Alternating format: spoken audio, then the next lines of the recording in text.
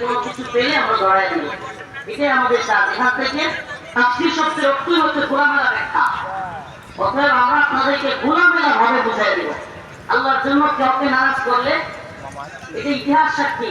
আল্লাহর জন্য যদি আপনি কাউকে নারাজ করেন, কিছুদিন পর এই লোকগুলো আপনার ভক্ত হবে, নারাজ হবে না।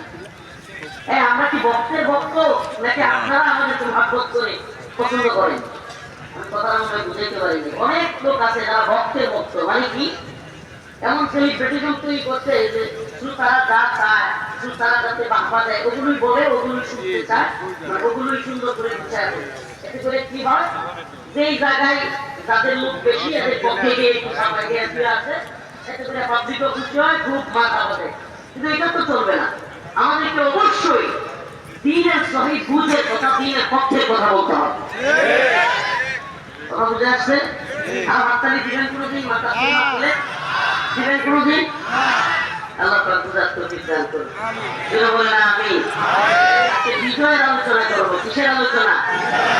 আমরা বিজয়ী জাতি। আমরা কি জাতি? ইযা জাআ নাসরুল্লাহি ওয়াল ফাতহ ওয়া রাআইতান নাসা ইয়াদখুলুনা ফী দীনিল্লাহি আফওয়াজা ফাসাব্বিহ বিহামদি রাব্বিকা ওয়াস্তাগফিরহু ইন্নাহু কানা তাওওয়াবা। আল্লাহ রাব্বুল আলামিন বলেন, ইযা জাআ নাসরুল্লাহি ওয়াল ফাতহ, তখন আল্লাহর পক্ষ থেকে সাহায্য চলে আসবে। কি চলে আসবে?